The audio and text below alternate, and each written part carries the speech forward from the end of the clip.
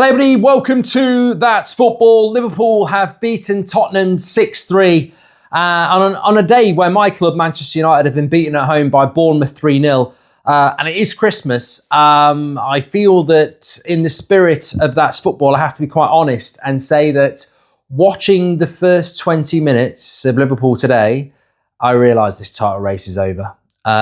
People will try and twist it and turn it, but the reality is nobody wants the Premier League title to be over at Christmas, and maybe it won't be. Maybe we will get a twist. There are still 4 months to go, and I remember Manchester United taking the title from Newcastle in '96 with the 12-point gap. But watching Liverpool play Spurs today at the Spurs Stadium, or whatever they want to call it now, and watching Manchester United play them on Thursday night, I felt that Manchester United and Spurs was a more equal game, and I felt that Liverpool took the piss out of Spurs. And I know Spurs are missing Van der Ven and Romero, but all that would have done is improved Spurs' defensive capabilities. When it came to moving up the pitch to the final third, I've seen some people talking about how, Spurs were missing their best defenders, but what difference does that make when they're moving through your attack and midfield so simply to get into the final third?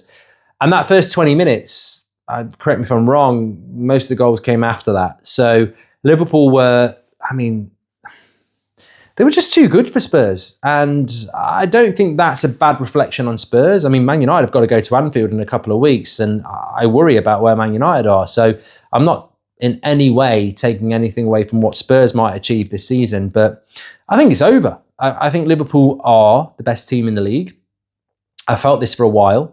I think the job that Arne Slot's done is incredible to come in as a new manager. But I also think the foundations of what Klopp built were an incredible inheritance. And I think that the way that Liverpool... I actually think Slot's hardest season is going to be next year.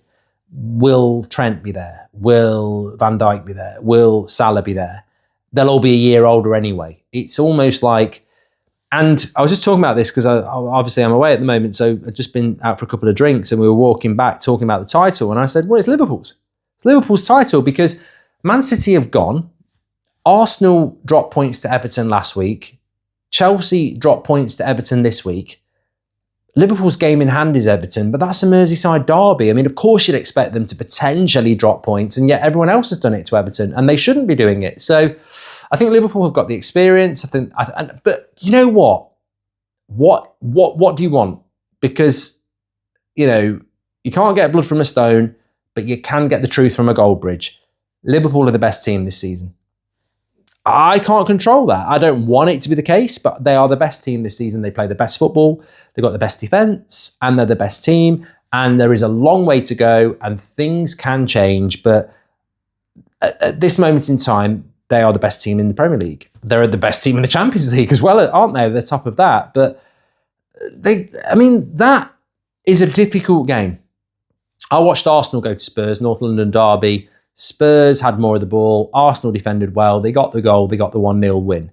Liverpool today went to Spurs and literally went for them. Literally were like, if we lose this game, if we draw this game, we're going to not leave anything on the table. I watched Fury Usyk last night, and I think Fury should have gone for him properly. You may as well put it all on the table, and if you lose, you lose. I think that when I watched Liverpool play Newcastle, and admittedly I had to watch it afterwards because I think it was on the same time as United, that was a late equaliser for Newcastle. That should have been a Liverpool win. When I watched Liverpool Fulham, that would have been a Liverpool win. They had 10 men for most of the game. There's no other way of putting it. They're the best team in the league at the moment. They play the best football, as I've said. And I think there was a lot of people... Look, I think next season will be very interesting for Liverpool. And I don't know... look, we've just watched an absolute Christmas cracker. I said it on Twitter as well. 6-3. 6-3, 2 days before Christmas, away from home. Merry Christmas, Liverpool fans. I never thought I'd be saying that. We're licking our wounds after losing 3-0. Man City fans aren't happy, etc.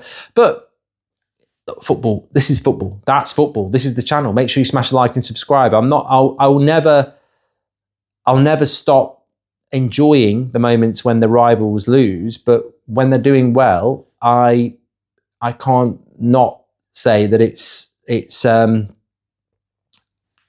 annoying, it's frustrating, but I found myself watching this game today, and I think I said it on the Friday preview. I said I fancy Man City to drop points to Villa. They did. I thought Palace, Arsenal might be a potential. Arsenal were fantastic. Chelsea, I thought would beat Everton. They didn't. And but I did say I think Liverpool will beat Spurs, and I think that was mainly because on the Thursday night I watched Spurs play Man United, and you can get at them. You can get at them defensively, and Liverpool attacking wise are very, very good. So. From a purely footballing point of view, it was a cracking game to watch, but Spurs aren't at that level. I mean, Spurs have got their own conversation just for a few seconds. The same conversation everybody's got. It's a very, very competitive Premier League season, and I think a lot of teams can beat each other. I think Ruben Amorim said this the other day. It's incredible. 1 week you're winning, 1 week you're losing, but that is a testament to the teams that are at the top, because the teams at the top are winning consistently, more consistently than everybody else in a very competitive season. And that's what impressed me about Liverpool today, was it wasn't just a win. I'm sure Liverpool fans would have took a 2-1 win or a 3-2 win and a bit of help from VAR, whatever. But it was a demolition job, wasn't it? It was like, we're better than you. We're better than you from minute 1. We're going to be better than you at minute 90, and we're going to score 6 goals at your ground. And that, I remember Man United years ago when we were good, and we were 3-0 down at half-time at White Hart Lane, and we beat them 5-3. We scored 5 second-half goals. And it wasn't just the fact that we came back from 3-0 down. It was the fact that we scored 5 goals in one half at your own ground in front of a hostile crowd. And that's what always strikes me as impressive. And to be fair to Man City, they've been that team for a few years now.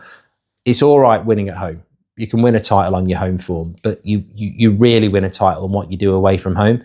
And you can scrap wins and you can, be good. But when you're going to teams that are considered arguably top 6 teams and you're handing their arse on a plate like Liverpool have today, I just think, I'd be very surprised if come the end of the season, at the end of May, Liverpool haven't won the league. And I'll tell you what, I'd love it.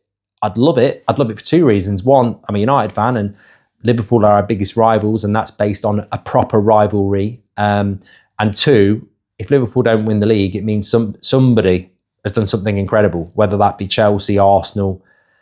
But that's the big question, isn't it? I don't see, when I say it's all over, I know people will go, it's only Christmas, and some Liverpool fans will be screaming, no. But who is as good as you, has the experience of you, and is going to catch you? And that's the thing. Logically, I don't see anybody. They'd have to be a remarkable second half of the season.